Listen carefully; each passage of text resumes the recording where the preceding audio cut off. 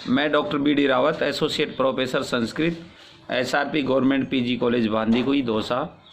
प्रिय विद्यार्थी हो, सुप्रभात। आज हम नीति शतक के अग्रिम श्लोकों का अध्ययन करेंगे। जैसा कि पूर्व प्रसंग में बताया जा चुका है, उसी प्रसंग में अग्रिम जो श्लोक है वो इस प्रकार है।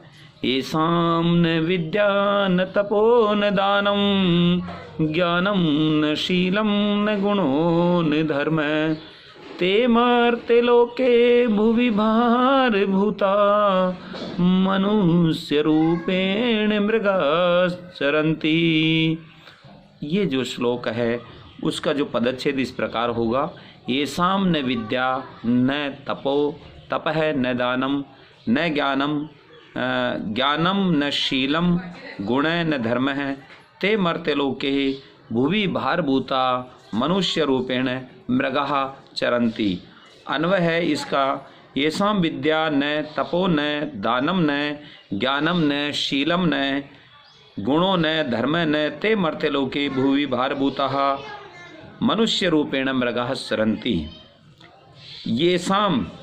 येषां जिन लोगों के पास विद्या न, जिन लोगों के पास विद्या नहीं है, विद्या अर्थात ज्ञान अर्थात शास्त्र रूपी ज्ञान नहीं है, तप है तपस्या नहीं है, तपस्या किसी प्रकार की वो तपस्या नहीं है, दानम दान नहीं देते हैं, दान नहीं करते हैं, ज्ञानम न और ज्ञान नहीं है, विवेक नहीं है, ऐसे शीलम न और शील का अर्थ सहनशीलता है, सत स्वभाव है, अच्छा स्वभाव है, सद स्वभाव से इसका तात्पर्य है, सदाचरण जिनके पास नहीं है ऐसे, और गुण न और जो गुण नहीं है, दया दक्षिणादि गुण नहीं है, जिनमें किसी दूसरे के प्रति जो है रहम इत्यादि नहीं है, ऐसे धर्म न और जिनके पास धर्माचरण नहीं है, धर्म के प्रतिकूल आचरण करने वाले जो लोग हैं वो तो धर्म नहीं है, वो धर्म नहीं है,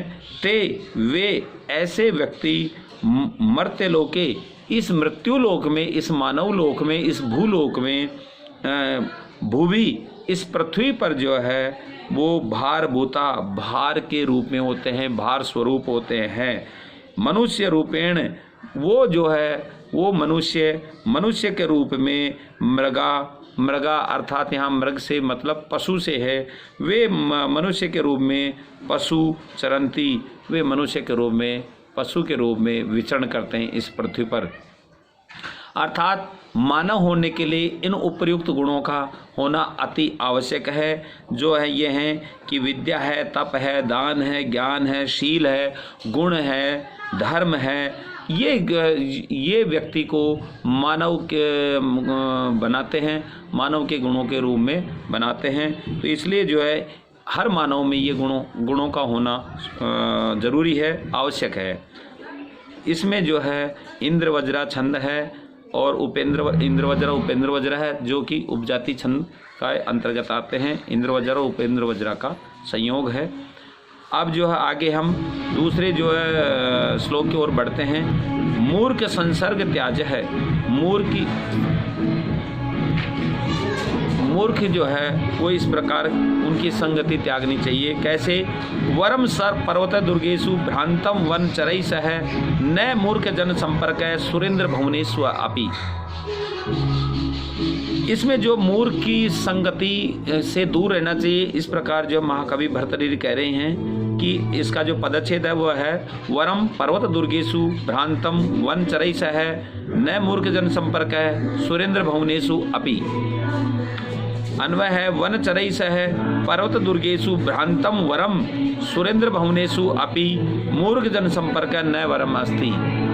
यह है इसका जो ये कह रहे हैं कि वन चरई, वनवासी जो वन में जो रहने वाली हैं, वन में जो विचरण करने वाले हैं, ऐसे जो कोल भील है, आदिवासी जो लोग हैं, उनके साथ पर्वत दुर्गेशु दुर्गम पर्वत स्थानों में, जो दुर्गम पर्वत हैं उन स्थानों में भ्रांतम घूमना, भटकना, विचरण करना, भ्रमण करना वरम श्रेष्ठ है।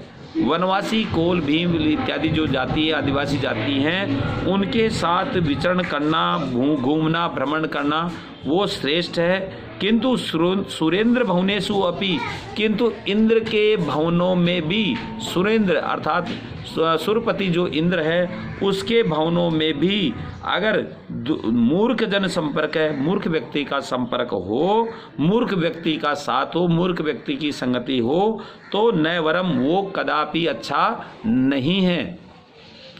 यदि वनवासी लोग हैं परंतु वो अच्छे लोग हैं, सद्विचारों से परिपूर्ण हैं और उनमें जो दया दक्षिणादि गुण हैं, तो उनके साथ रहना वो श्रेयस्कर है, बजाय कि सुरपति इंद्र के साथ रहने वाले दुष्ट लोगों के संपर्क से जो है वो भी ठीक, संपर्क भी ठीक नहीं है, वो भी अच्छा नहीं है। इस प्रकार जो है मूर्ख की संगति जो है हमेशा त्यागने योग्य होती है। इस प्रकार महाकवि जो भर्तृहरि ने इस श्लोक में बताया है, इसमें अनुष्टुप छंद है। विद्वानों का अनादर राजा की जड़ता का परिचायक है।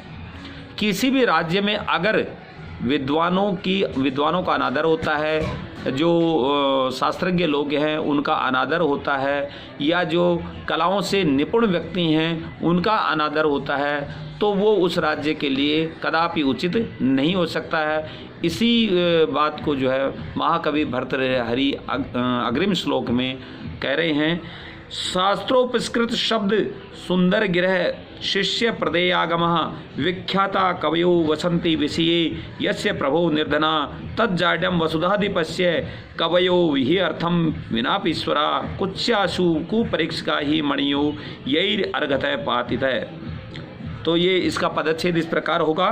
शास्त्रोपस्कृत शब्द सुंदर गिरह है, शिष्य प्रदयागमः विख्याता कवयः वसंति विषय यस्य प्रभो निर्धना तत्जाड्यम वसुधाधिपस्य कवयो ही अर्थम विनापि ईश्वरः कुच्याशु कुपरिष्का ही मणियो यही अर्घतः पातितः।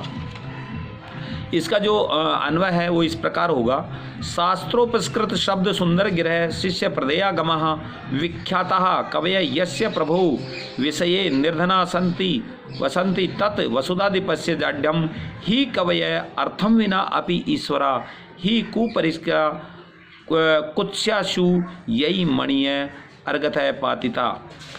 शास्त्रोपस्कृत शब्द सुंदर गिरह, अभी हम इसके अर्थ की तरफ बढ़ते हैं और इसका अर्थ है शास्त्रोपस्कृत, शास्त्र से उपस्कृत अर्थात जो हमारे प्राचीन शास्त्र हैं, व्याकरणादि या अन्य शास्त्र हैं, वेद इत्यादि, उन शास्त्रों से परिष्कृत, उपस्कृत अर्थात परिष्कृत ऐसे जो है शब्द सुंदर गिरह, उन व्याकरणादि शास्त्रों से परिष्कृत सुंदर शब्दों वाली ऐसे जो शब्द जो सुंदर जिनसे वाणी सुंदर बनती है, ऐसे शिष्य प्रदेयागमा और शिष्यों को जो देने योग्य है, शिष्य प्रदेय शिष्यों को देने योग्य जो हैं, ऐसे शास्त्रदान से विख्यातः प्रसिद्ध जो है कवय है कविजन यस्य प्रभो, जिस राजा के षष्ठी विभक्ति है, जिस राजा के विषय का अर्थ यहाँ राज्य से है,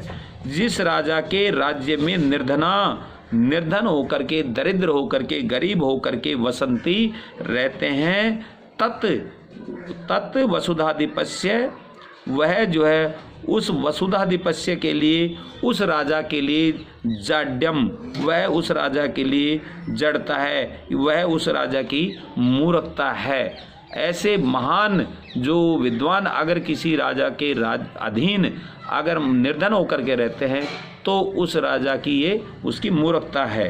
ही क्योंकि कवय है, क्योंकि कवि लोग जो हैं वो अर्थम बिना अपि, अर्थम अर्थात वित्तम, वित्त के बिना भी, धन के बिना भी ईश्वर अर्थात समर्थ हैं, ईश्वर हैं। ही क्योंकि कुपरीक्षका, क्योंकि जो बुरे परीक्षक हैं, जो किसी चीज़ की परख करना नहीं जानते, अर्थात बुरे पारखी व्यक्ति, कुत्स्याशु, वो ही निंदा के योग्य होते हैं। यही जिन्होंने मणिय अर्घतः पातिता, जो कि मणि माणिक्यों की, रत्नों की मूल्य को पातिता गिरा दिया है, अर्थात हर कोई हीरे की परख नहीं जानता है, हीरे की परख जोहरी जाने। वो जो है अगर कोई भी विद्वान, कोई भी व्याकरणादि शास्त्रों से उपस्कृत सुंदर वाणी वाले लोग अगर किसी राजा के राज्य में निर्धन होकर के निवास करते हैं तो जो है वो उस राजा की मूर्खता है। वो कविजन तो अपने आप में ही बहुत समर्थ हैं। ये जो इसमें बताया गया है, क्योंकि आगे कहा गया है, क्योंकि ये जो क्योंकि कुपरीक्षा, क्योंकि बुरे पारखी व्यक्ति जो है वो निंदा के योग्य होते हैं। कुपरीक्षा, वो बुरे पारखी जो लोग हैं वो निंदा के योग्य हैं। जिन्होंने मणि अर्घता पातित है, जिन्होंने मणि जैसे अनमोल रत्नों का भी जो है मूल्य गिरा दिया है, ये उस राजा की जड़ता है, ये उस राजा की मूर्खता है। इस श्लोक में काव्यलिंग अलंकार है और शार्दूल विकृत छंद है, जिसका लक्षण पूर्व में आपको बताया जा चुका है। धन्यवाद।